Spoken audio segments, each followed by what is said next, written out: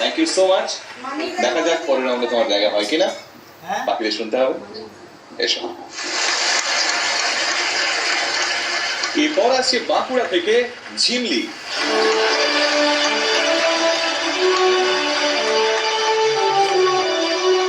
ঝিমলি, বলো তোমার জার্নি সম্বন্ধে একটু বলো। জার্নি বলতে আমি মাধ্যমিক পাশ করলাম।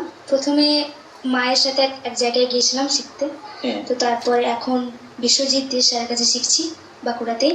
ওকে, বাঁকুড়া কোথায় বাড়ি? বাঁকুড়া স্টেশনের সামনে কমরার মাঠ। ঠিক আছে, কি ঠিক করেছো গাইবে বলে? সুমিতা ম্যামের গাওয়া বাতাস ডাকে নাগের মতো। গানটা শুনি, তারপর দেখি আর কি কথা তোমার কাছ থেকে জানা যায়। Okay, all the best. Thank you.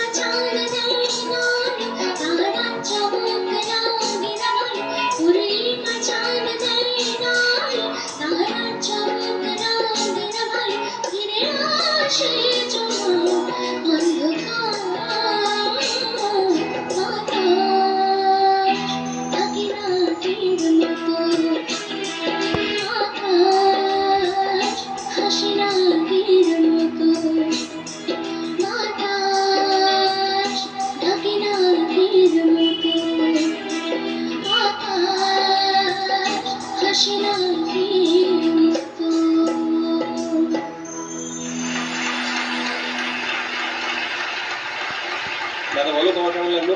ভালো লাগলো ঝিমলি, খুব সুন্দর। তোমার জন্য অনেক শুভ কামনা রইল আমার। ধন্যবাদ স্যার, আশীর্বাদ করুন যেন আরো বড় হতে পারি। বড় তো শুধু আশীর্বাদে হয় না, রেওয়াজের মধ্যে দিয়ে, সাধনার মধ্যে দিয়ে বড় হয়। সুরের পারফেকশন, তালের পারফেকশন, আবেগ, এসবে খেয়াল রাখো, এটা একদম নিশ্চয়ই ভালো, অনেক ভালো এখনো গাছ, মানে ওই পর্যায়ের।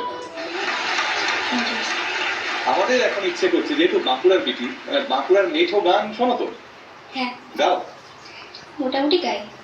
আচ্ছা, মোটামুটি গাও মানেই হয়ে যাবে, ঠিক আছে। তো বাঁকুড়াকে কেন্দ্র করে কোনো একটা গানের যদি একটু অংশ আমাদের শোনাও।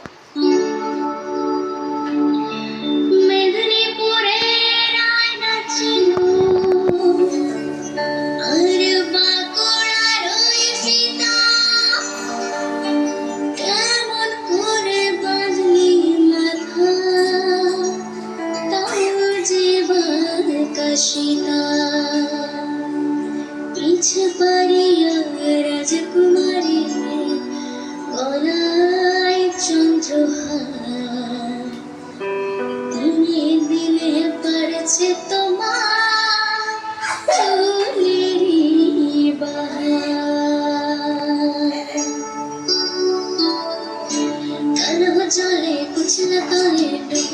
সনাতন কালো চলে কুচলা তলে ডুবলো সনাতন আজ সারানা কাল সারানা পাই যে ভরসন এই নদী ধারে চাষে বধূ মিছাই করোয়া নদী ধারে চাষে বধূ মিছাই করোয়া চিনি গিরি পাতা নদী বইছে ভাইয়ের মাস